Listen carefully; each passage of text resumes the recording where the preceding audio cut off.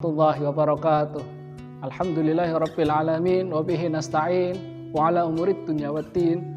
Wassalatu wassalamu ala asrafil anbiya'i wal mursalin wa ala alihi wa sahbihi ajma'in, amma ba'd. Pemirsa yang dirahmati Allah Subhanahu wa taala, alhamdulillah atas nikmat Allah Subhanahu wa taala kita semua dapat dipertemukan kembali dalam kesempatan yang luar biasa ini di bulan Ramadan dalam keadaan sehat walafiat. Salah satu yang menjadi kemuliaan bulan suci Ramadan adalah diturunkannya Al-Quran, mukjizat terbesar Nabi Muhammad SAW sekaligus kitab suci bagi umat muslim. Tanggal 17 Ramadan diperingati mayoritas kaum muslimin di Indonesia sebagai Nuzulul Quran. Apa itu Nuzulul Quran? Kapan turunnya Al-Quran? Dan apa kewajiban kita terhadap Al-Quran?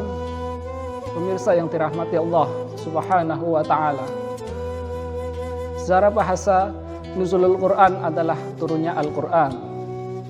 Secara istilah, Nuzulul Quran adalah diturunkannya Al-Quran sekaligus dari Lauhil Mahfuz ke Baitul Izzah atau langit dunia pada malam Lailatul Qadar.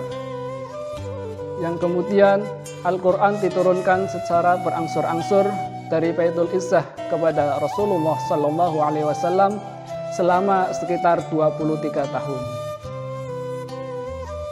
Nuzulul Quran salah satu hari teristimewa karena terjadi perubahan sejarah manusia dari kehidupan yang gelap menjadi kehidupan yang bercahaya, dari kehidupan yang penuh dengan kemaksiatan, kezaliman, kerusakan menjadi kehidupan yang damai, sejahtera, dan rahmatan lil alamin. Disinilah letak perbedaan tanggal Nuzulul Quran. Ada yang memperingati Nuzulul Quran pada tanggal 17 Ramadan seperti mayoritas umat muslim di Indonesia. Namun di negara lain ada beberapa yang memperingati tanggal lain. Pemirsa yang dirahmati Allah Subhanahu wa taala, yang penting bukanlah tanggal berapa Nuzulul Quran, karena ada perbedaan pendapat ulama. Yang paling penting adalah bagaimana kita berinteraksi dengan Al-Quran di bulan yang disebut juga sebagai Syahrul Quran ini. Sebagaimana firman Allah dalam surat Al-Baqarah ayat 185, A'udzu billahi minasyaitonir rajim. Bismillahirrahmanirrahim. Syahrul Ramadan alladzi unzila fihi al-Qur'anu hudan lin-nasi wa bayyinatin minal huda wal furqan. Al-ayah, yang artinya bulan Ramadan, bulan yang di dalamnya diturunkan Al-Quran sebagai petunjuk bagi manusia dan penjelasan mengenai petunjuk itu dan pembeda antara yang hak dan yang batil. Quran Surat Al-Baqarah ayat 185. Pemirsa yang dirahmati Allah, setidaknya ada 8 kewajiban kita terhadap Al-Quran. Yang pertama, mengimani Al-Quran, bahwa Al-Quran adalah firman Allah. Al-Quran bukan makhluk. Al-Quran adalah kalamullah. Sebagaimana ayat di atas, Al-Quran diturunkan untuk menjadi petunjuk bagi kita. Tanpa mengimaninya, manusia tidak mungkin menjadikannya sebagai pegangan hidup. Yang kedua, membaca Al-Quran atau tilawah. Al-Quran adalah kalamullah, yang membacanya bernilai pahala.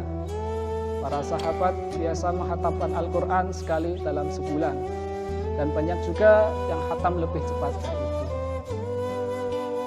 Yang ketiga, mentadabburi Al-Quran, yakni merenungkan Al-Quran sehingga kita mengetahui maksudnya dan mengambil pelajaran serta petunjuk dari Al-Quran itu sendiri. Yang keempat, menghafalkan Al-Quran. Al-Quranlah yang kita baca saat sholat, yakni surat Al-Fatihah dan setelahnya, maka hendaknya kita menghafalkan Al-Quran sesuai kemampuan. Yang ideal tentunya adalah menghafal Al-Quran 30 juz. Yang kelima, mengamalkan Al-Quran. Apa yang diperintahkan Al-Quran kita lakukan, apa yang dilarang kita tinggalkan. Singkat kata, kita menjadikan Al-Quran ini sebagai petunjuk hidup. Kemudian yang keenam, mengajarkannya. Kewajiban kita berikutnya adalah mentakwahkan dan mengajarkan Al-Quran. Mengajarkan Al-Quran ini menjadikan kita untuk menjadi manusia terbaik dalam pandangan Allah Subhanahu wa Ta'ala. Yang ketujuh, memperjuangkan dan membelanya. Kita juga berkewajiban memperjuangkan dan membela Al-Quran, memperjuangkan agar nilai-nilai Al-Quran tegap dalam kehidupan dan membela jika Al-Quran dihina atau dinistakan. Yang terakhir, menerapkan dalam kehidupan bermasyarakat. Tak cukup hanya mengamalkan Al-Quran secara pribadi, kita perlu untuk berupaya menerapkan Al-Quran dalam kehidupan bermasyarakat dan bernegara.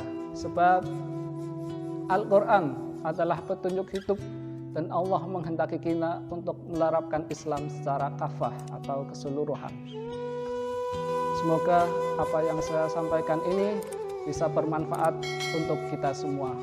Semoga ibadah kita, sholat kita, puasa kita, zakat kita, dan semua amal baik kita diterima Allah Subhanahu wa Ta'ala. Amin ya Rabbal Alamin.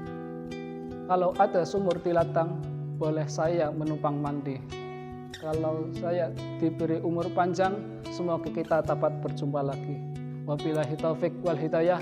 Wassalamualaikum warahmatullahi wabarakatuh.